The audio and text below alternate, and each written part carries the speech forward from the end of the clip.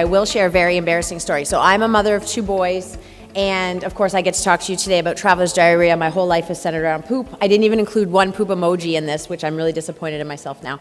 But I'll tell you a story. At the end of 2019 into 2020, with my in-laws, we went away on a vacation, and we went to Cuba, because that's all we could all afford at the time, because it's Cuba. And I planned this great dinner on New Year's Eve. The whole family was going to go out to one of the nicest places on the resort, and we were going to have a great time. And then I got hit with a bout of traveler's diarrhea. So I decided to stay in the room, send my husband and the 2 kids, and I have a quiet night in by myself. That's fine. Everybody goes. Fast forward about 4 months later, and I get a memory book from my mother-in-law from the trip. And she has a photo of every single person on our family trip together. There's 17 of us, 16 at this dinner, and it says we went out for a really nice dinner on New Year's Eve. Kristen didn't come because she had the poops. And this is in a book. I tried to find it this morning to bring it to show you, but it's a true story. So we're going to chat today about traveler's diarrhea as well as other travel medicine to empower you to provide this in your practice as a day-to-day thing. So I have lots of conflicts and disclosures, and thank you so much for Valneva for sponsoring this event today and allowing me to chat. But the point is, today we're going to leave this room being empowered to have these conversations with your pharmacist at the pharmacy. You do not need to be a travel clinic to offer travel advice to your patients. You do not need to be a travel clinic. You do not need to be ISTM certified to offer advice to your patients. All of those things are great, and there are lots of great resources out there, but you can start small and low on Monday morning, and I'm hoping that you leave today with a bit more confidence in that. And then as you get more confident and more into it, you can go down the road of exploring what that means for you. Absolutely.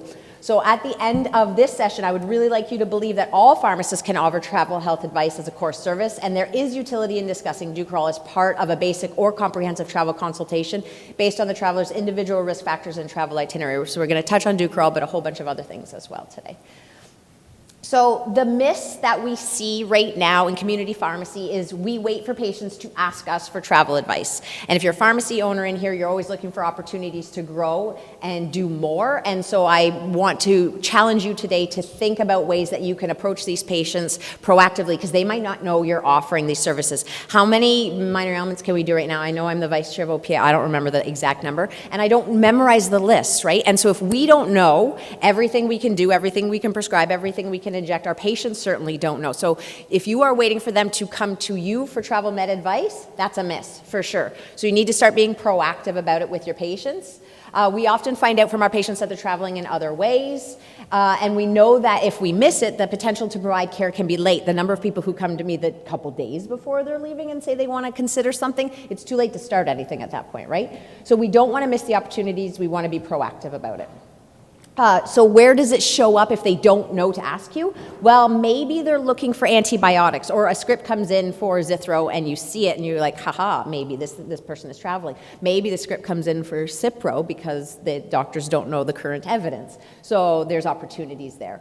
Patients might be asking for vacation med supplies. We talk about this all the time in our community pharmacy. They have the forms they have to fill out. We ask them to plan ahead. They never do. They have more than 30 days left at home. We're dealing with all of this stuff in the pharmacy, but is this actually leading to you having conversations to them about being safe while they travel, or just that they have to pay for their meds because they didn't plan ahead?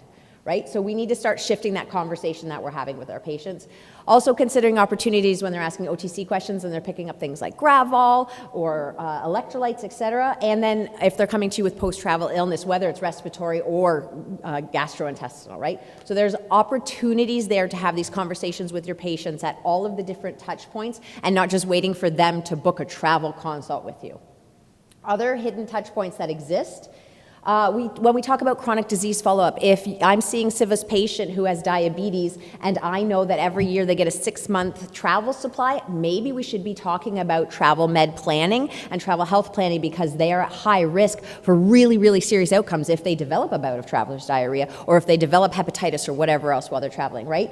So we're doing these chronic disease follow-ups with our patients already, but are we thinking about travel at the same time? Most of the time not. And of course we can't think of everything. We're making sure they get their respiratory virus vaccines. We're making sure they're up to date on their tetanus shots, et cetera. We're making sure their A1Cs are controlled. But this is just one of those other things that you can layer in perhaps to a follow-up. Family prescriptions before vacations, if you're suddenly seeing scripts for everybody and an updated EpiPen, 3 new inhalers and some Cipro or whatever, there's a prompt for you that maybe there's an opportunity to talk about travelers' medicine with them.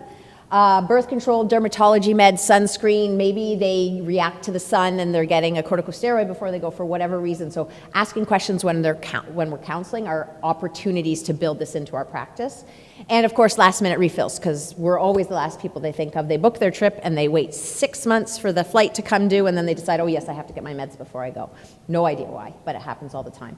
Early refills is another thing. So they come in and they ask for an early repeat, and we're always documenting why those repeats are early. There's another opportunity to talk about travel medicine. Sometimes they ask for printed list of meds for insurance, or for our older patients, they tell us not to change their meds because it will affect their insurance. It's going to affect their insurance. That means they travel. Where are they traveling to? Maybe we need to have a different conversation with them or an additional conversation.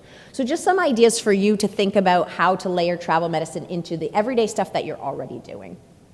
And then asking them the most basic questions. Are you going somewhere warm? Any travel plan? How long are you away? These are the questions we're asking already, but are we now flipping them into opportunities to talk to them about a travel medicine service? That's where I want to push you today and be ready for you to get there on Monday. And why does it matter? It matters because we know patients trust us, right? All of those surveys that come out all of the time tell us how trustworthy pharmacists are, which is really great, which means they're going to value the input that we have on that part of their lives as well. There's a high perceived value when it comes to travel medicine advice, because if nothing happens while they're on their trip, they're so grateful to you because they got to stay well. Meanwhile, if you give them a statin for 5 years and they never have a heart attack, they don't thank you for that. So high value or high perceived value in travel medicine prevention. Low competition, people are already walking in your doors. These are patients who are already coming to see you. Where I live and work, I am not in the Niagara Peninsula. We do not have any travel medicine clinics, so it is me. So there is opportunity, right? But you've got this ready-made population that's already walking in your doors. And it's a natural extension of pharmacy care. Why not provide more preventative services that we're already very, very good at? It is generally, in my opinion, a simple framework, or it can be, to evaluate the risk for a particular patient. You look at the patient themselves, because this is very, very personalized medicine, and you look at the risk for exposure. So who are they, where are they going, and what are they doing? That is going to inform how much intervention is needed on any particular trip. And having been that person in Cuba, I'll tell you, if you're just a regular young healthy person, not pregnant, not breastfeeding, nothing like that, and you're going to a generally okay place, it was a good resort, and we were just hanging out at the resort and never left the resort, you're still at risk, right? But then you're going to have patients who are at much higher risk for other things and complications as well from, as my mother-in-law calls it, the poops. So the patient framework. So who are we talking about with respect to risk, and who's going to be more at risk? And this is the same risk factors that we're considering for so many of the vaccine preventable illnesses that we talk about all the time and that we're really comfortable talking about, right? So patients at an increased age, or decreased age, right? Always on the extremes of life are the most at risk for having complications from a travel illness. People who have comorbidities, Siva's patient with diabetes is going to be seriously affected if they have a travel illness. Patients with a change in immune status, either because they're on immunocompromising drugs or they have some sort of immunocompromising situation, HIV, or they're on Remicade or whatever, right? Their ability to tolerate illness. And by that I mean, are they really older and frail, or are they younger and robust, right? It's going to be a different conversation with a patient about their ability to tolerate illness. If it was my grandmother who had the poops on that trip, it would have been a very different outcome than if it was me. And then their risk tolerance overall. This is a personal thing. I did a medical aid tour to Zambia a couple of times, actually. And the first time I went, I did not get the rabies vaccine because my risk tolerance and awareness of it was different than it was the second time, because that child in Ontario had contracted rabies in their home. And I was like, ooh, maybe we should consider, because this is a risk where I was going. So risk tolerance is going to be an ongoing discussion that you have with your patients. And just because they decline a vaccine for one particular trip does not mean that they aren't amenable to it at another trip. So continue to have those conversations. We have those relationships. That's why we have those conversations with our patients. We also need to consider the exposure framework. One of the biggest risks for people when they travel is visiting family and friends. because they're off resort, they're out of places where kitchens are inspected, they might be more adventurous with their eating, they might be more apt to eat out or street meat or whatever. So understanding what exactly it is they're doing on their trip is really going to matter. It matters if they're going to an urban versus a rural area. It matters if they're going to do a resort versus backpacking. Backpacking, you're thinking about clean water and things like that. The duration of their activities, there are a number of travel-related illnesses that are impacted with longer durations. We start thinking more seriously about their overall exposure. So this all matters for them. And then, of course, their activities. Are they climbing a mountain? Then yes, of course, you need to think about altitude sickness. If they're not, then you don't, right? If they're... My favorite, as I go back to the rabies, is the animal lovers. They all love to pet the cats at all these resorts and all these places without realizing that there may be rabies in the population. So I am always talking about this to people. So what they do matters, whether it's on resort or off. And then the risk stratification. Do they have low inconvenience risk? Are they a mother with 2 small children, so if they were sick, it would be really, really inconvenient? Then they're more apt to take steps to stay safer while they're traveling. What about the disruption risk or the consequence risk? Are they a political traveler? And so missing a meeting is going to be very profound for them. These are all the questions that we need to understand when we offer them the maximum protection, and this is what drives the decision making. So the reality of traveler's diarrhea is very significant, and we know that it is the most common travel illness around the world. We know that it occurs early in trips. It's highly, highly disruptive, can attest to that, and it's often underestimated. It's underestimated because very few people seek treatment overall. They might be embarrassed to talk about it. Who knew it was going to be in the family memoir? For whatever reason, we don't know the true nature of how many people are truly impacted by this, and from what we do know, it is profound, and it is very, very common. Traveler's diarrhea affects about 70% of travelers going to low and middle income countries, which is nearly all areas except for Australia, Canada, Northern Europe, Japan, New Zealand, US, and some Caribbean islands. So it's pretty pronounced throughout the world. And we know that ETEC, which is enterotoxigenic E. coli, is one of the leading causes of traveler's diarrhea because bacterial causes of traveler's diarrhea dominate, and that risk exists across those destinations. And when we talk to people about safety and prevention, which we will chat about, we still know that almost 90% of travelers break one of the rules in the first 3 days, which is why it shows up fairly early. So all the prevention in the world isn't going to get us always to where we want to get when it comes to this. So we need to be talking about safety and prevention and treatment all across the board for our patients. So first we'll chat a bit about cholera because it is one of the bacteria that causes an issue in our patients when they are traveling, especially when they're going and doing aid work like I did. We know there are certain places in the world where it's endemic and is circulating, and as we see increasing rates of global conflict, which means decreasing rate of water sanitation, we will see increasing rates of cholera outbreaks across the world.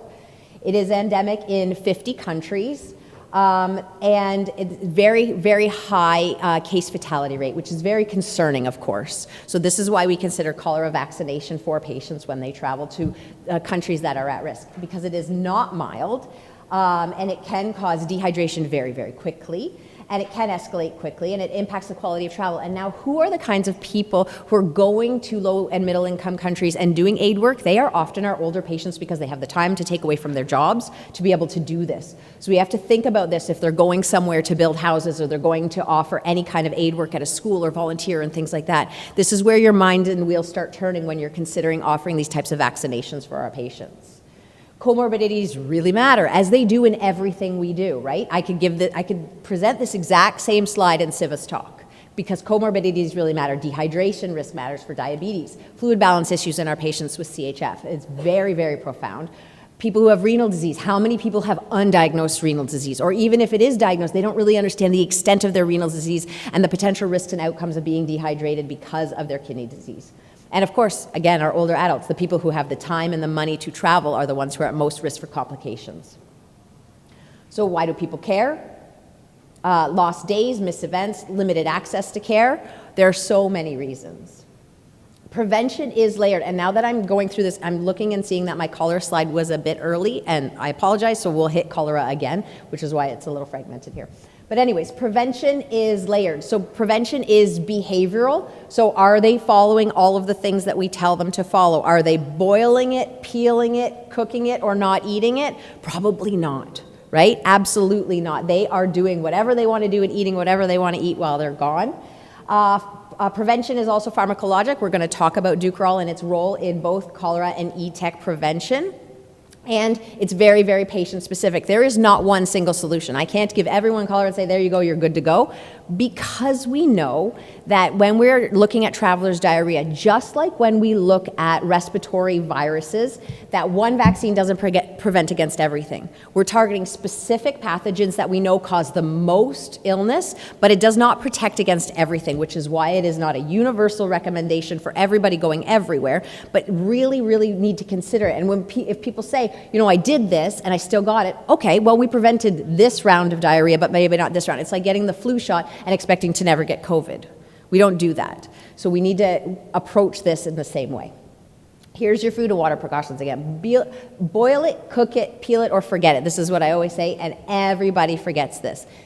Honestly, this is where you get the 90% of people in the first 3 days make a mistake, all the time. Avoid untreated water. This seems obvious, but then you think of things like ice and frozen slushy drinks and things like that. So I'm always that person who's asking if they have a water purification system wherever we are, just to make sure that my ice is still okay. And the water that's washing the veggies that I might be eating because I didn't decide to boil it, cook it, peel it, or forget it, making sure that they're okay too. And then, of course, avoiding high-risk foods. This is standard guidance. Anybody in this room broken this guidance on their last trip? Yeah, me too. And I ended up in the family book. So food and water precautions, behavior changes on vacation. We get lax. We might imbibe a little bit. Maybe we aren't paying as much attention to things. So we get complacent. It makes sense that then we become more at risk. Convenience wins. My kids drink out of our taps at home all the time. I caught my son drinking out of the tap when we were in Mexico and had a bit of a freak out. Like, no, you can't. But I didn't even think about that because he's 10 and convenience wins. Why would I go to the fridge and get a bottle of water that I have to open when the sink is right there, Mom? Social eating overrides caution, always. And social drinking, of course, right? So we aren't thinking about it. I want to try what's on someone else's plate. That looks really good. You know, they aren't sick. It's probably okay. Good luck. And even cautious patient slip, 90%, right? Even when followed, contamination still occurs. That's the thing, is even if you're doing everything, contamination still occurs because maybe a food worker didn't wash their hands. Maybe my 10-year-old didn't wash his hands. That's probably more likely. Preparation of the food that you eat is often outside of your control, right? So the risk exists and the risk persists, and you cannot eliminate the exposure completely, as it goes with any vaccine preventable illness or any type of illness. You cannot eliminate it completely. So we start looking at things like Dukoral, which is indicated for the prevention and protection against both cholera, this is where cholera was supposed to come in, and heat labile toxin-producing enterotoxigenic E. coli. And I did say I spoke fast, but we're just going to call that ETEC going forward, okay? So here it is. Who should consider Dukoral for cholera? So aid and refugee workers, of course. So that's what we all took it before we went to Africa. We went to Zambia. It was amazing.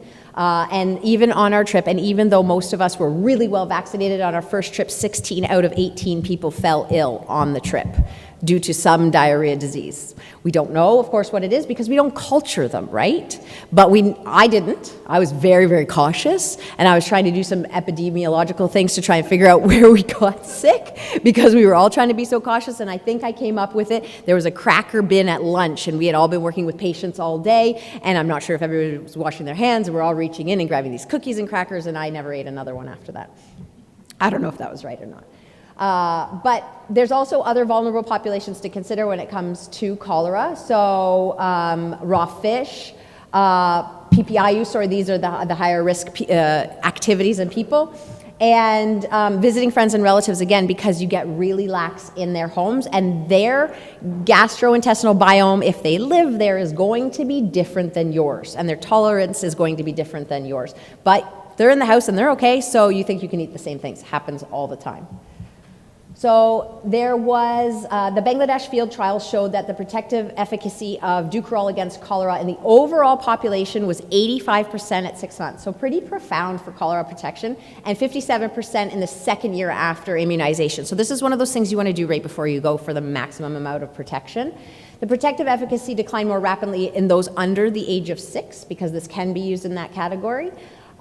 We see the protection lasts up to 2 years for adults and children 6 and older, and 6 months for that younger population. So if you start thinking about trips in those locations, or you're doing aid work or whatnot, this is what you're considering when it comes to cholera protection specifically. This is not the ETEC. We'll talk about that.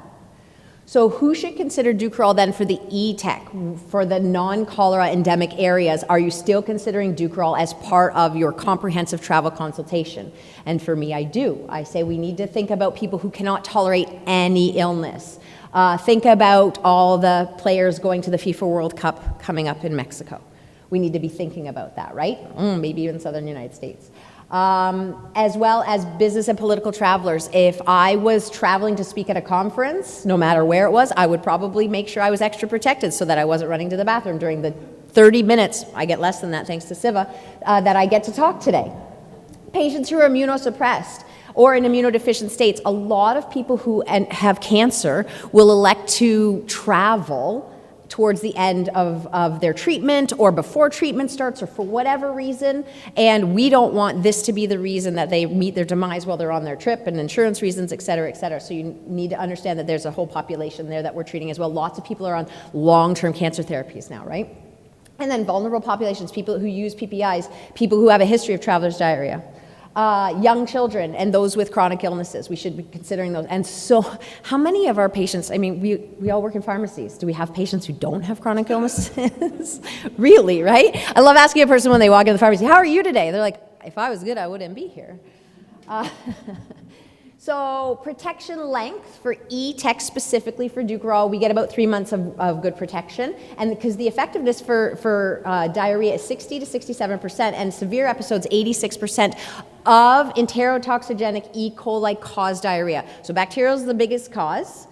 ETEC is probably one of the biggest causes from the bacterial cause, and this is the vaccine that's going to prevent diarrhea in 60 to 67% of those patients and severe diarrhea in 86%. So that's why you might hear certain guidelines like CATMAT and things like that talk about how it's not recommended for everyone. And you're like, yeah, that's true. There's not one thing in the world that's universally recommended for people. But who is it going to provide the benefit for? And when people come back and say, I did get diarrhea, well, maybe it wasn't that, because there are so many other things that cause diarrhea while you're on a trip. This is just one part of it. Remember I said, don't get the COVID vaccine and expect to have protection against influenza, and then you can just go out and be unsafe. You have to take the precautions at the same time. So the clinical framing of this is not all traveler's diarrhea prevention, because you've got the bacteria, you've got the ETEC, but there are other things out there. There's your Shigella and all sorts of things. It's not for every traveler, but for many, and again, assessing their risk and looking at our patients who have very high risk because they have chronic diseases. It does not replace precautions, of course not, because an overwhelming amount of bacteria can overwhelm the system's ability to fight it off. So the inoculation matters. It should not prevent standard hygiene measures, and rehydration measures must be taken in all cases of diarrhea. So very important when you talk to people about prevention is the boil it, peel it, cook it, or forget it, is also a vaccine, and then also we start talking about treatment in case it does happen. That is what a comprehensive consult is going to look like for your patients, giving them all of the information of how to be as safe as possible.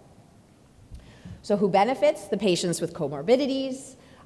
Short, very important travel is going to matter. High consequence trips, people, I mean, think of the amount of money that these trips are costing people around the world at this point in time. Even being down for 2 or 3 days with diarrhea can be profound and profoundly impact their itinerary. So these are the conversations I'm having with people when they're considering whether or not they should be considering this vaccine, is how much is those 3 days? What if it's the 3 days of your daughter's wedding? It really can matter, so we have those conversations. And it's for those patients who have an absolute maximum protection mindset, which is a number of the patients who come and see me. I want to be protected against absolutely everything. Great, we're going to get you protected against everything, or everything that's most likely.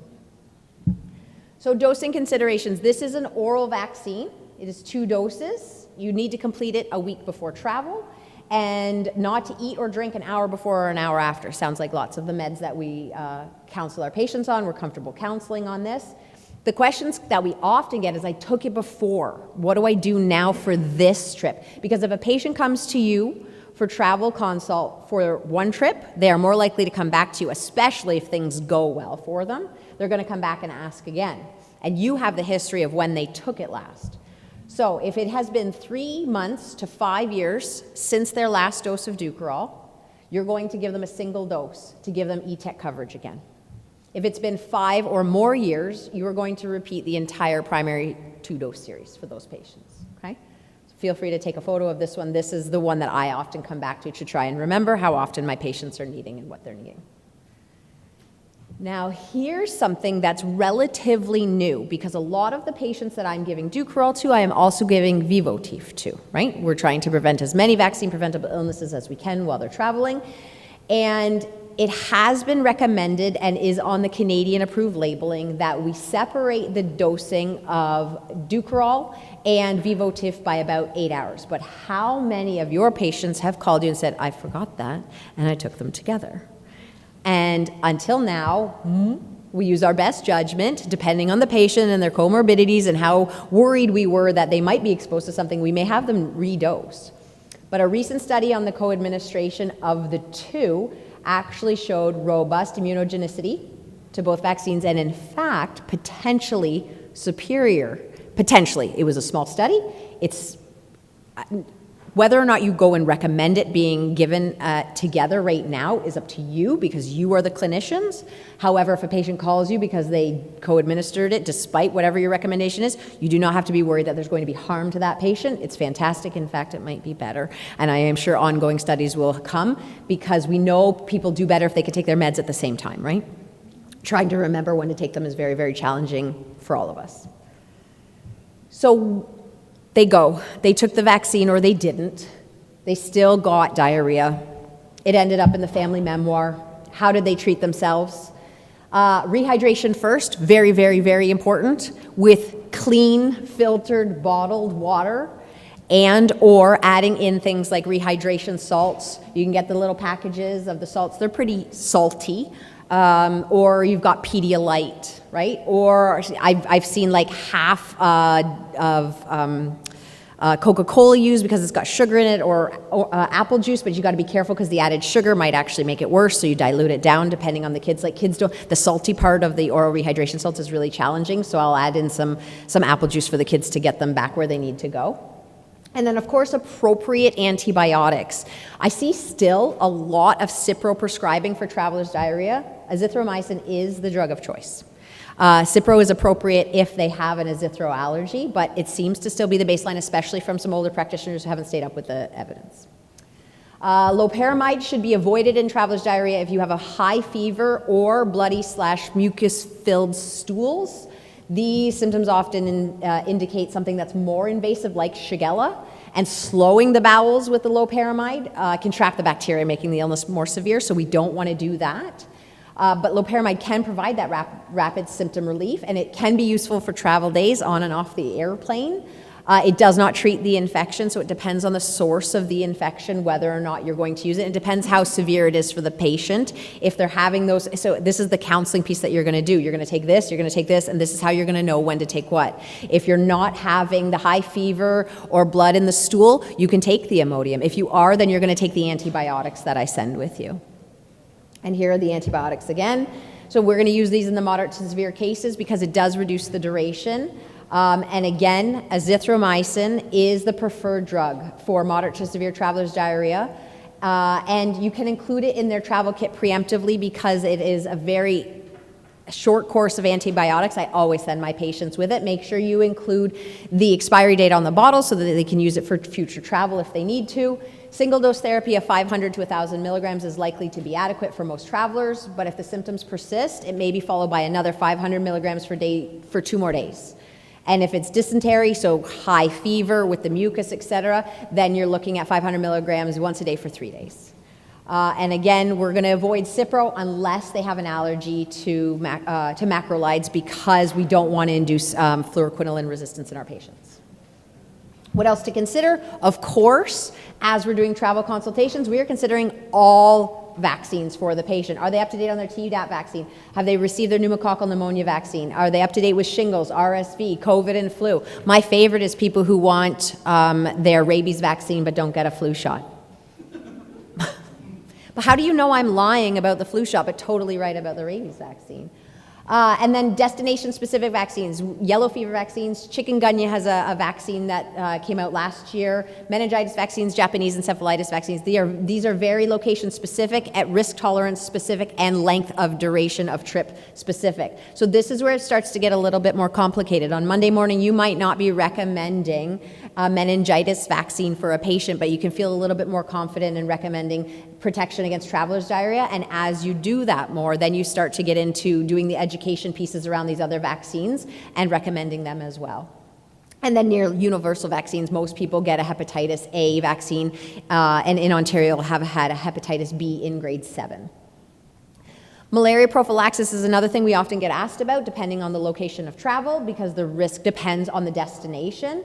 It requires very specific med selection, so I'm going to give you some resources at the end that would help with that. Adherence is very critical. It is very challenging to diagnose this on return. Every fever in the space of 3 months after a return from a trip should be investigated. And then a girlfriend of mine runs the lab at our local hospital. And when I went to Africa, she said, do not come home with malaria. It is such a pain in the butt to diagnose. I'm going to be looking at slides until I'm blind. So it's very important to be adherent. And people tend to tolerate it the longer that they take it. The first few days, a bit of gastric distress. But over the course of the trip, you tend to tolerate it okay, and depends on what you're on. You might get some really crazy dreams while you take it as well. That was our case. So integration into workflow. Make this happen during routine care. You do not have to have this be only appointment-based, because that requires the patients to know you offer the service and to be able to book the appointment. If you start building it in, like we talked about earlier, when patients are asking for early refills, when they're talking about their trip, when they don't want to change specific meds because of their insurance, ding, ding, they're going away. So start building this into the conversations that you have with the patients at all touch points, including using your technicians and your assistants to do this as well. And instead of saying, would you like, we start to use presumptive language. Oh, I'll book you in for a consult with the pharmacist. The pharmacist can advise you on that. It changes the conversation about, would you like to consider prevention and protection, or you should be protected. You don't need a separate clinic model. You can do it as appointments, or because it's great for prep, but you can book same-day appointments. I love doing that, and then I call one of my students. I was like, we have a travel consult. You got an hour to go prep for it. Start looking stuff up, and then I'll review it with them. As you get more comfortable, it gets faster and easier until you're hit with someone doing 17 countries, and then you take your time, right? So once you've done one trip south, you can do most trips south, and then you get really comfortable doing that. Workflow model: identify, ask, assess, offer, and document. It's everything we do in all other chronic care, so we should be looking at travel in very much the same way, and it is a great opportunity to build your customer base, your loyalty, and your business. Some resources. I promised there would be resources. So these are the Canadian resources that you can reference when looking at which malaria medication should they have, which vaccine should they have. Does cholera circulate in this location? This is the type of thing you can get from these resources. Additional resources. I'm sketchy about the yellow book right now only because it's from the CDC, and I don't know if they're going to be updating it for the next 3 or so years, but in 3 years' time, I would continue to use it. What's that? I'm not political at all. The World Health Organization, product monographs. There are so many different places that you can go to get this information. It is out there. There are digital tools, things like Travax. There are booking platforms. Medisys is out there for anybody who's using Medisys, and they actually have, through their Access to Care program, a nurse practitioner on the back end who will approve the prescriptions for you, and it helps you with that guidance. And they also have an hour-long course that wasn't cut short thanks to Siva, and it's given by yours truly as well. So our scope of practice, and it's really small on that one, so I can't see it. So as time goes on, our scope expands, and it's really great that that's happening for our patients. Oh, thanks, they turned the brightness up. It's really great that that's happening for our patients and for us, but it's a lot to keep track of. What can we do and when? So when you approach your patients, the question is always, what can't I do? Because I can't remember. I'm going in all the time is, what can I do? And if I find out that I can't, it becomes how can I? How can I provide this service to my patients? How can I get them access? Things like Dukerol, you can sell OTC. How can I get them access now to a tetanus shot at the same time? So approach it with that mindset, and you'll see that you're able to find solutions, whether it's a collaborative practice agreement with a nurse practitioner, whether it's working closely with their family doctors, whether it's using MediSist, whatever it might be, there are ways to provide this type of care to your patients. And approach it again with that conversion language in mind. Start asking about travel, using the presumptive language about getting them covered and safe for their trip, not do you want to be, but we can do this for you. And normalize this into your workflow. I know it's a lot for your staff, but once it becomes second nature, we're very good at asking about follow-ups for diabetes. We're very, very good at that. When we dispense blue inhalers, we're very, very good at following up with their use of their inhaled corticosteroids. We can get better at doing follow-up around travel when they ask for their vacation supplies, when they ask for early repeats, etc. It can be layered in as well. You can start tomorrow, which is Monday, so yes, you can start tomorrow if you're all working tomorrow. Start asking every patient, identify one trigger point. Maybe you go to your text and go, if anything is requested more than 20 days early, you're going to flag it as possible travel. That's it, just something little. And then it becomes a yellow dot on the receipt. That means we're going to ask them, are you traveling? Do I have an opportunity to have this conversation with you about where you're going and what we're doing? Offer one intervention. Start with the easy ones. Traveler's diarrhea is the really big disruptive one. People are thinking about that a lot more than they're thinking necessarily about rabies or keeping up with their tetanus shot. Great opportunity to have that conversation about prevention, protection, and treatment. And for the business owners in the room, that's also the potential for multiple points of business growth for you with that one patient. And then build from there. Once you get really comfortable doing that, start layering in and asking about the other vaccines. So today, I think I came in almost with time. Travel health is already in your pharmacy. You can do this. Traveler's diarrhea is very common and impactful on your patients. Prevention is layered, and Dukerol absolutely has a role in the right patient with the right itinerary, with the right risk tolerance. So consider it for those patients. Have a conversation. There's no blanket recommendation here because it's going to be very, very specific to your patients. Thank you.